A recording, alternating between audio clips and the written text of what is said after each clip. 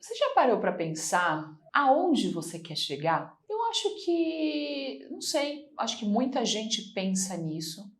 Muita gente às vezes não consegue achar o caminho e às vezes muita gente não consegue estabelecer um objetivo claro. E eu acho que é uma reflexão importante a gente pensar aonde a gente quer chegar.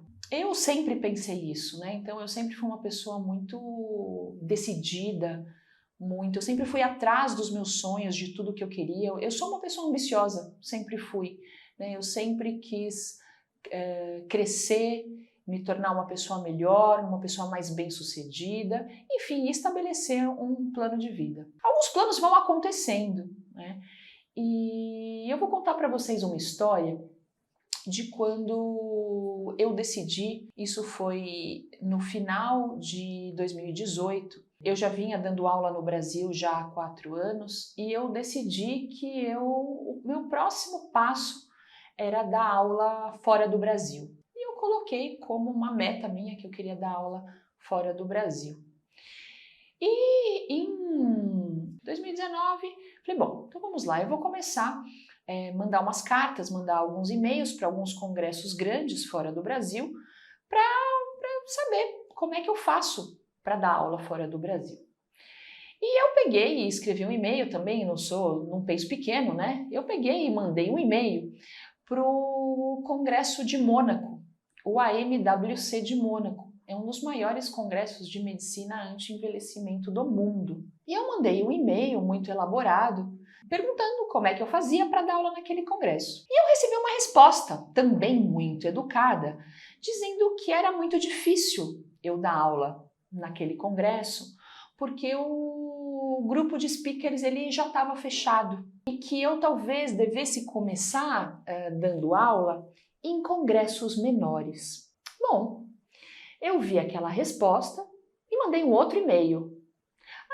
Congressos menores? Você poderia me sugerir que congressos menores você me sugeriria começar dando aula? Aí ela falou assim, olha, tem um congresso que é um congresso mais novo, um congresso menor, que é em Miami, né? Você pode me passar o contato? E aí ela me passou o contato da pessoa para quem eu poderia mandar uma sugestão de aula para dar aula no congresso. E aí eu fui lá, sugeri o meu tema de aula para essa pessoa do congresso de Miami e lá fui eu para Miami. Foi a última viagem minha antes da pandemia, porque isso foi em fevereiro de 2020, e fui lá dar a minha aula.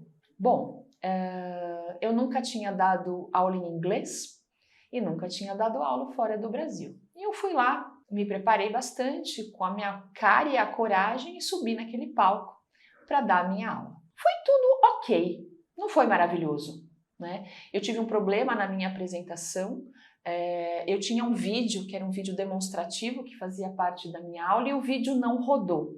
A gente testou 500 vezes, o teste deu certo, e a hora que foi rodar, o vídeo não rodou.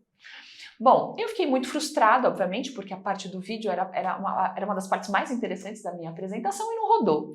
Bom, respirei fundo, terminei a minha apresentação, mas desci do palco um pouco frustrada. Eu falei, bom, ano que vem eu volto. E voltei. Submeti uma nova aula em 2021. Eu só pude, na verdade, os Estados Unidos ainda estavam fechados porque era na pandemia. Eu só consegui entrar no país porque meu esposo é cidadão americano.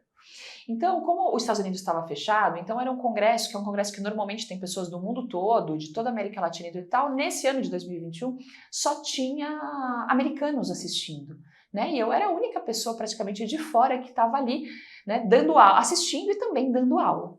E eu submeti uma nova aula e lá fui eu de novo para os Estados Unidos em 2021. E eu fui e eu dei aula com 2 grandes professores americanos, né, muito conhecidos na minha área, né? Um deles é o Jeremy Green, muito conhecido, o Terence Kinney, enfim, pessoas assim que eu admiro muito e que são muito conhecidos mesmo pelos médicos. E aí eu fui lá e dei a minha aula. E dessa vez foi tudo perfeito. A apresentação foi maravilhosa, foram 15 minutos assim, que a hora que eu desci do palco eu falei, nossa, foi muito bom. Né? Tudo deu certo, o vídeo rodou, eu falei com segurança, a aula estava bonita e eu desci com aquela sensação, era isso que eu precisava fazer. no final de cada sessão, de cada bloco do congresso, tinha uma premiação que eles chamavam de Maverick Award, que era a plateia, né, a audiência que estava assistindo às aulas, tinha que votar através do aplicativo qual que tinha sido the most outstanding lecture, né, a palestra que mais se destacou naquele bloco.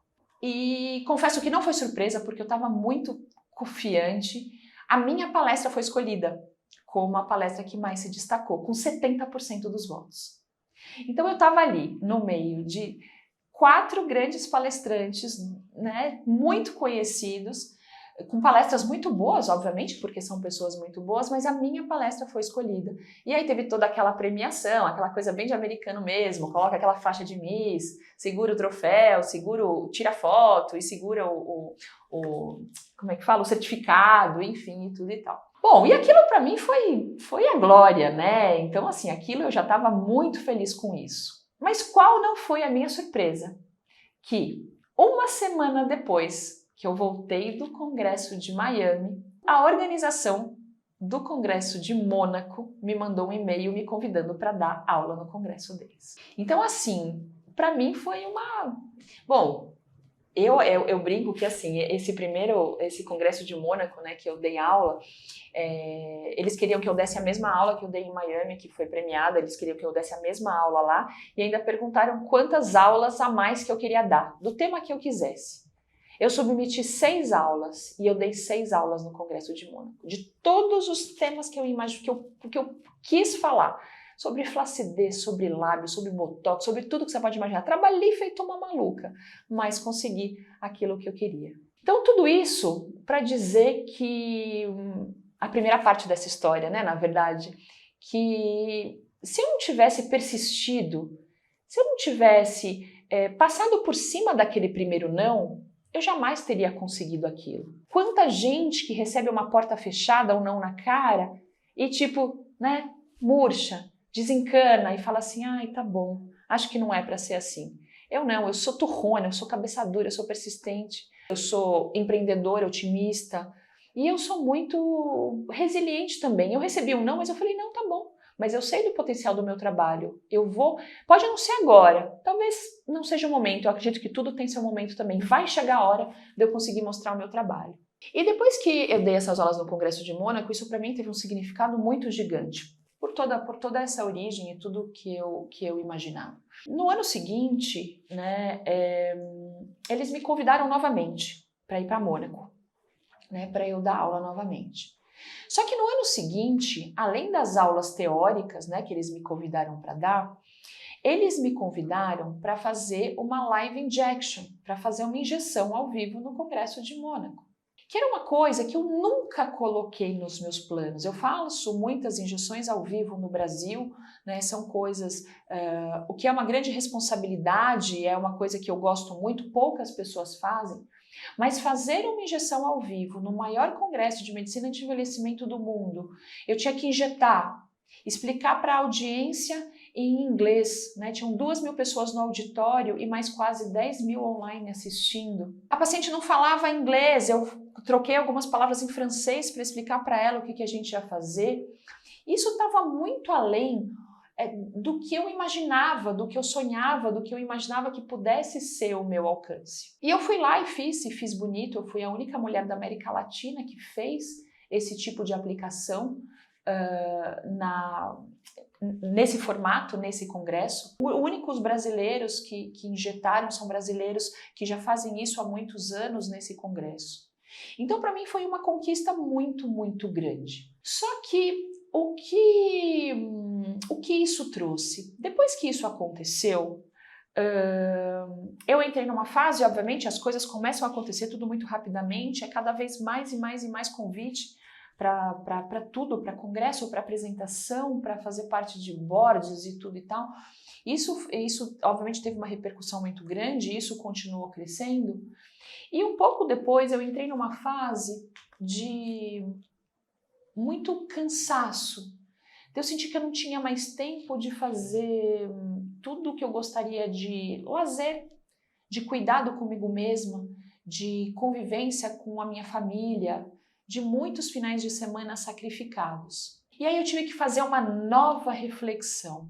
Depois que eu cheguei, né, que eu fiz essa injeção ao vivo em Mônaco, qualquer pessoa ia pensar, qual que é o próximo passo? Aonde mais eu quero chegar? Qual vai ser a próxima loucura? Aonde mais eu vou ter que pôr energia para conseguir uma coisa ainda maior?